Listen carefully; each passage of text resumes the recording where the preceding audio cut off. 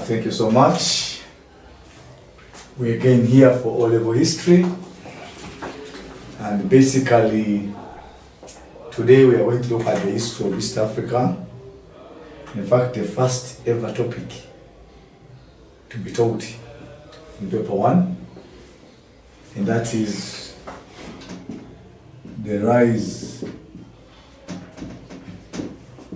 of the Swahili culture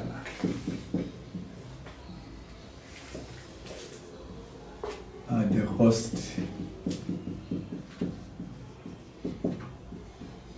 of East Africa. Yes, that's what we're going to look at today, and it is one of the first ever topics to be taught in Senior 1 under the old curriculum. Of course, very many people wonder how this came to be on the coast of East Africa.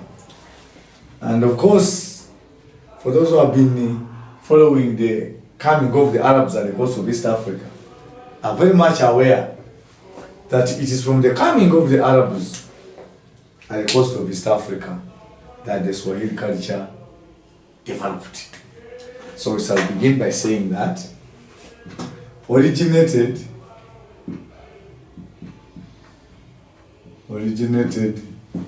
from Arabia, and we shall also go ahead to define what Swahili meant. Swahili came from an Arabic word which is Swahili, and we quote, and this which meant the what? The coast. That one meant the coast. So it is from Swahili that we got the name coast. That's what we are saying. How did the culture come to be called so? So we are looking at the whole thing originating from Arabia. That is the Middle East. That is the Middle East. And as a result of the Arab penetration, Arab coming into at the coast of East Africa, there was a mixture. There was a mixture of the Arabs and who? And the coastal people. A mixture of the Arabs and the coastal people, and of course these are the Bantu, talk of Kushites, blah blah blah blah. So when the Arabs arrived at the coast of East Africa, they mixed with the coastal people, and we have seen these people giving rise to, they gave rise to the Swahili people. The mixture of the Arabs and the coastal people giving rise to the Swahili people. When was this? This was between the 13th century to the 15th century. That's when all this process occurred. That's after the arrival of the Arabs. And we know the Arabs started arriving at the coast between 1000 AD and up to 15,000 AD. So the arrival of the Arabs had a lot of implications. They reached at the coast of East Africa, found the coastal people living there, and their civilization had to have an impact on the people they found at the what? At the coast. That's why we are looking at this period being so phenomenal as far as coastal civilization was concerned. That's why coastal civilization is divided into two. the ancient civilization and the modern civilization. All this is coastal.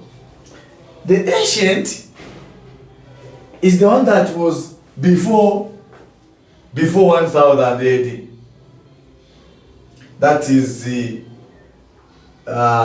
dates before the coming of the world of the Arabs, where coastal ways of life were so primitive, and that's when we saw people, the original inhabitants, like the Bushmen, talk of the Hottentots, talk of the Ndorobo, and many more others. All these formed part of the ancient civilization. Coastal and the modern civilization was brought in by the coming of Arabs.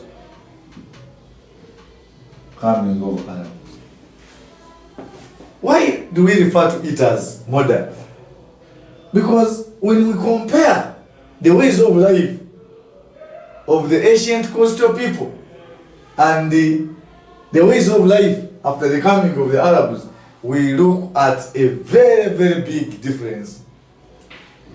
These, as I said, were so primitive in the sense that their ways of life were basically based on hunting and food gathering. But with the coming of the Arabs, that's between 1000 and 1500 AD, and the coastal civilization changed so much. And that's why it was now referred to as modern. And we know that the coastal inhabitants are categorized into three. Those from across the sea, that is when we draw a sketch map of the coastline, and this is the Indian Ocean. We see those people are coming from the Far East and from the Middle East. We look at the Far East countries like Indonesia, Kazakhstan, Pakistan, blah blah. And then the Middle East, we are already seeing the Arabs coming from the Middle East. So those from from across the sea, those originally there, and we have seen them, those originally there, that is the Bushmen, Hottentots, Ndorobo, and many more others. So we are looking at those originally there. And there's from the interior. There are those who came from the interior. We have seen men like the Nika, the Makaranga, all those came from the interior.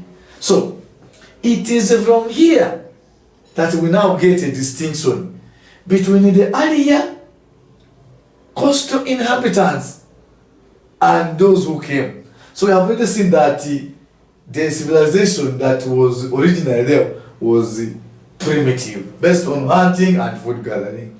But now that's what we are saying.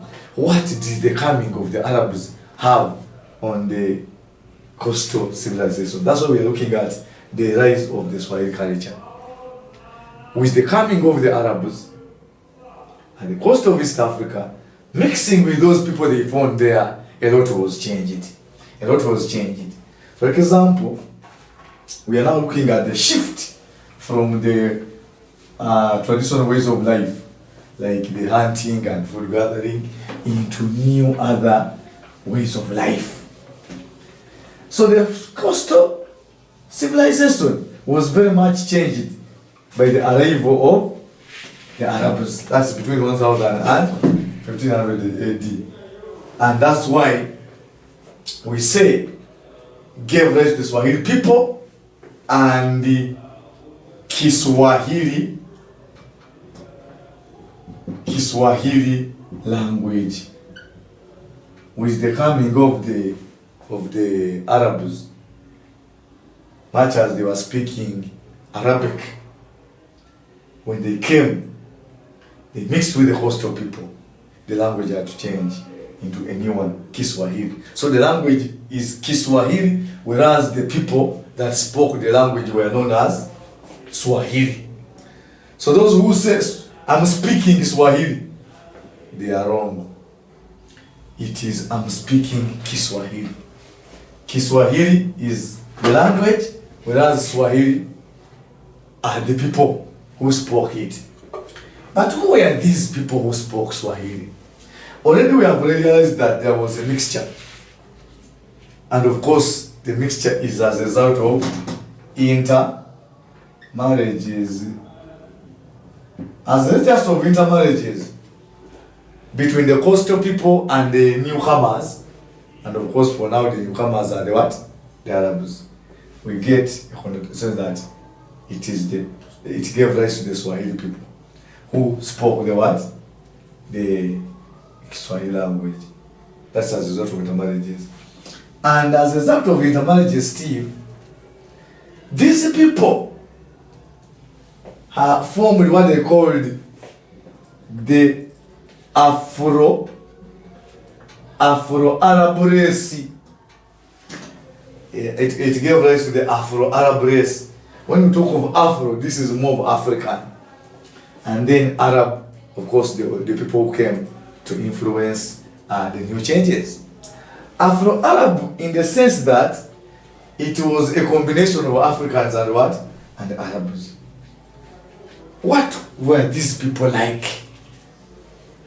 We are told that these people were, they called them half-castes. They called them half-castes. Neither black nor brown, but half-castes. Yes, a mixture. Yeah? And locally here, that's what they call the Chotara type. People have called it Chotara. Yeah? Not African, not Arab, but a mixture. I can give a good example of a man called Tip Tip. Tip Tip was a very good example of the Afro-Arab intermixing. And this but for him, for Tip Tip, this is a great trade at the coast. And in the interior, Tabora, a man who established very many plantations, clove plantations. And together with the other partners like Said at the coast, I talk of this man in the interior, Mirambo, talk of Muteso Buganda, talk of Fundikira, all these people. They were very good trading partners. But this guy was more of Arab than African. Why? Because of the father being being Arabic, while the mother was African. So this is what we are looking at. A good example we can give is Tipu Tipu, who was of Afro-Arab race. We are told that these half-castes preferred Arabic ways of life. They preferred Arabic ways of life. What do we mean here? What do you mean when you are told that the Swahili people preferred Arabic ways of life? Originally in Arabia, there is a way the Arabs lived. Like for example, when it came to the building styles of building, that's what we call Arabic architecture. This is called Arabic architecture. There is a time I was teaching and a kid called it Arabic architecture. He did not pick what the teacher had told her, that was called Arabic architecture. No, it's architecture, the ways of building. So these people, even when they arrived here, and after the intermixing, they still followed Arabic ways of building, where we saw the Arabic buildings in form of flat-topped houses,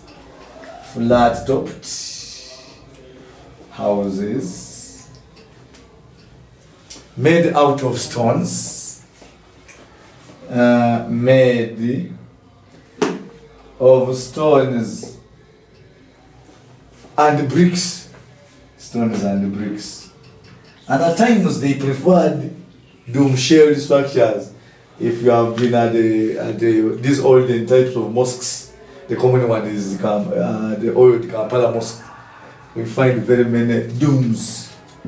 They are called domes. Those look like pots.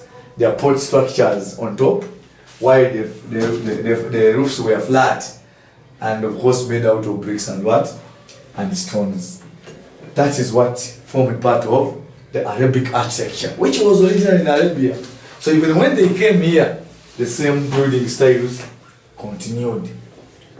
Apart from the building styles, what else did they continue using, and which had been borrowed from Arabia? Apart from the building styles, the eating etiquettes also were borrowed from the Arabic ways. Eating ways, where we find that their eating was basically rice and of course with meat, which is commonly known as pilau. That's what they preferred. That was also copied by the coastal people.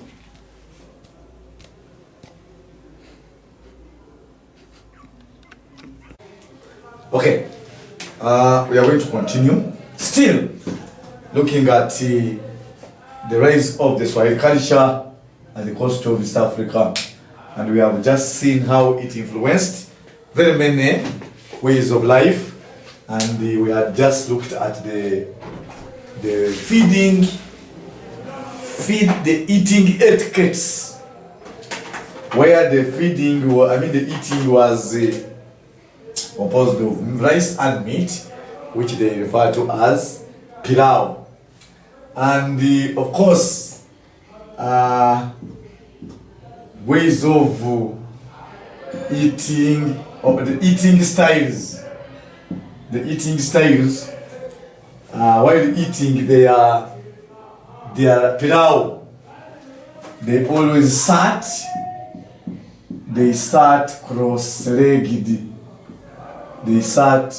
cross-legged.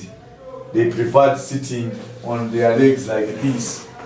And of course, all this, the food was put on big plates, round plates. That's why the food was placed, and of course, locally known as sania. Very big plates, round shaped like that, where they had their rice. We can draw that. All that is rice, and we are putting even some pieces of meat. You can put some pieces of meat, and the whole sania was full. So after that, they would sit round. All these are the Arabs sitting. Don't mind the way I draw them. So they sit and face it. And of course, the eating was not the use of forks or spoons. They used bare hands. It involved the use of bare hands, like a spade, and then put in the mouth.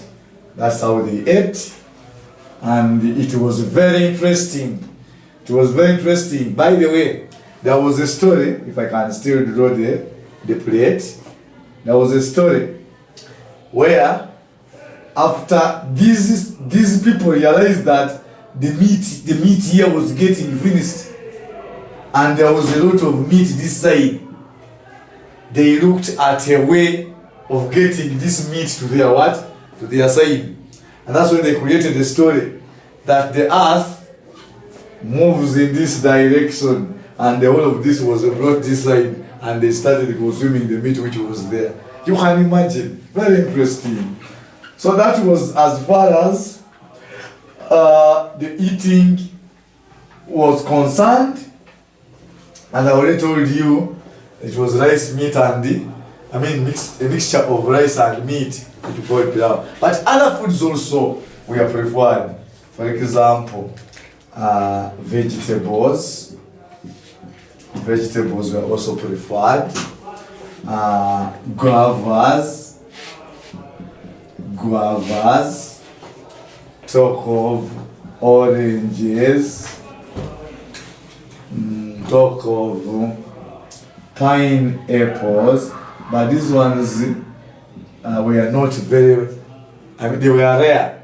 But with the coming of the Portuguese, as you see, pineapples became very much used. So some of the foods that were eaten after the rise of the Swahili culture were these. The Swahili people believed in Islam. They believed in Islam, and this was the original faith that was in Arabia, in the Arabian Peninsula. So they still believed in Islam, and of course they were called Muslims or Muslims, or what? Muslims. So because of this, there was the construction of Arabic schools. Call them Quranic. Call them what? Quranic schools, because it is from the Arabic schools or Quranic schools that the young were indoctrinated into the faith. And the Islamic literature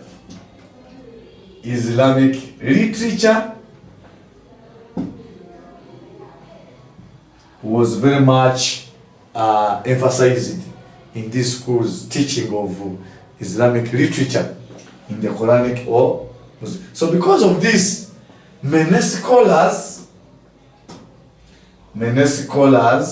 those people, the products from these schools, many scholars were produced from these schools. And after this, after the production of many scholars, many were sent abroad. Of course, to promote this kind of learning. So from the schools, many other people were produced. For example, the sheikhs, and the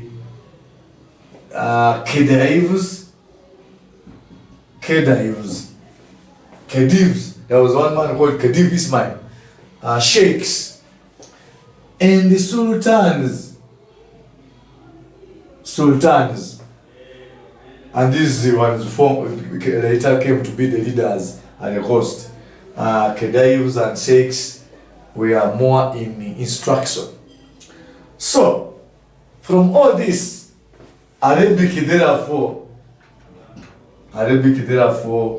became the medium of instruction.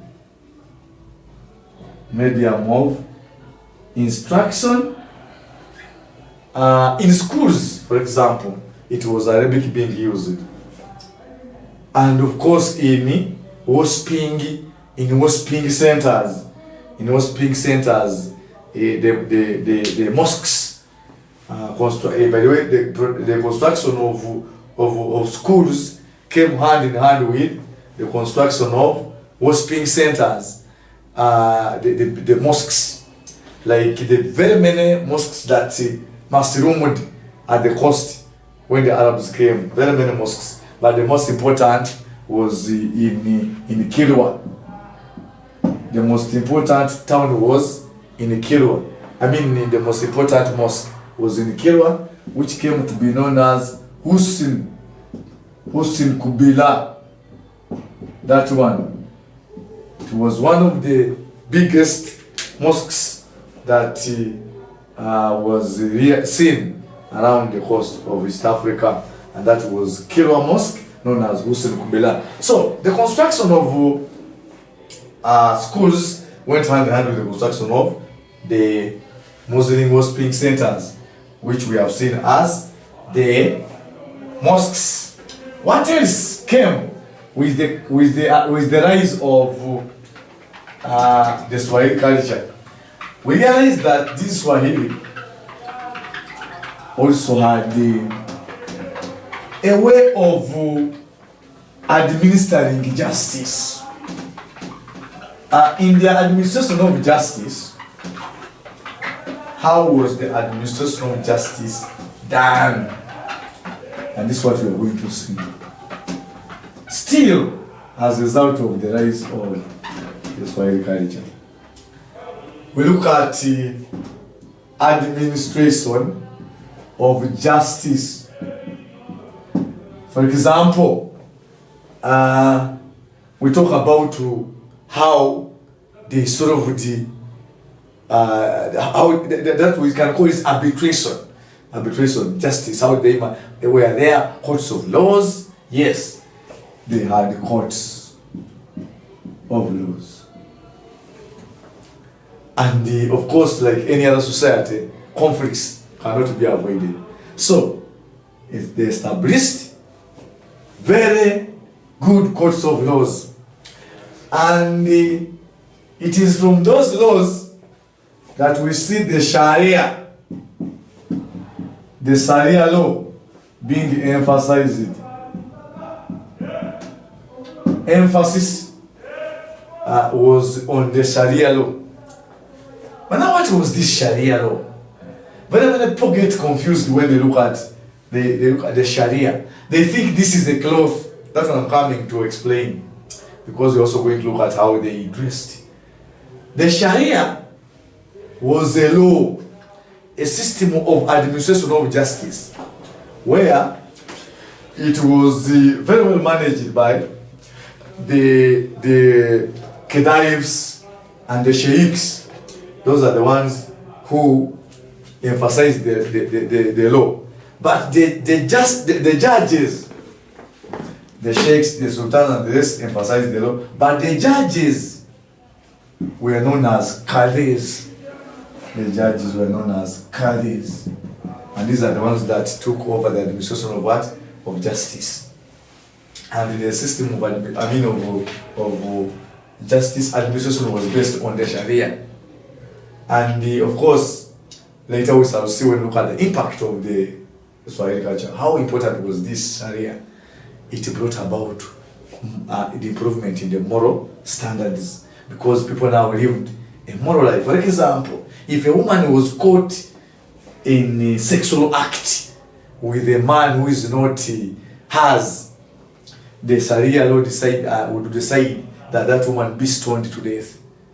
So you can see, because of the strict adherence to the Sharia law, morality improved at the coast. So that's one of the effects of the of the rise of the Swahili, that it improved on the moral standards at the coast. So the judges, the Qadis, had to emphasize this kind of administration of justice. And of course, this one takes us to the code of dressing. Code of dressing. Still, as a result of the rise of the Swahili culture, code of dressing, where we are told that the men put on kanzus and turbans, commonly known as the interabus. Turbans, those are caps on their heads, whereas the women the women put on veils. That's why I emphasize that Sharia was not a dress. Sharia was a law that demanded women to put on like that. And they put on veils covering their heads and long silk dresses. They put on veils, long silk dresses, and at times they even covered their what? Women at times also covered their faces. Covered their faces. That was intended to respect their husbands, that the body of a woman should not be seen by any other man apart from her husband's. That's why they even covered their what? Their faces. They even put on gloves to cover the whole body. Even put on stockings. So it was hard. It was very rare for these people to expose any part of their body, which was, of course, a credit as far as morality was concerned. So that's how they dressed. So I want to emphasize that Sharia was the law that demanded them to dress like that, whereas the law that he was brought in to administer justice was called Sharia law. So the law which meant that people live in accordance to the Islamic ways of life. Still, we can not forget that it was a taboo. It was a taboo for these people to eat forbidden meat, which is pork. Pork was a forbidden meat for the Muslims, which went hand in hand with drinking of alcohol was also forbidden for these people.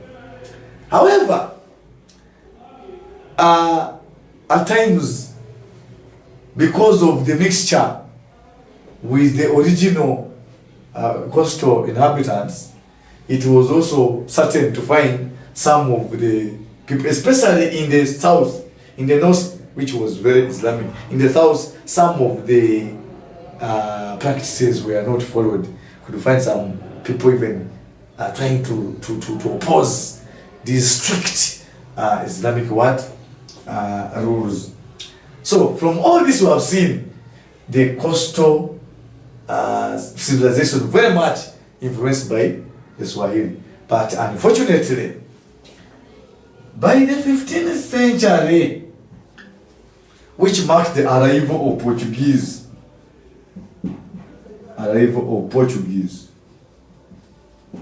all that had been influenced by the Swahili culture, the language, the way, all these ways of life were brought to a halt.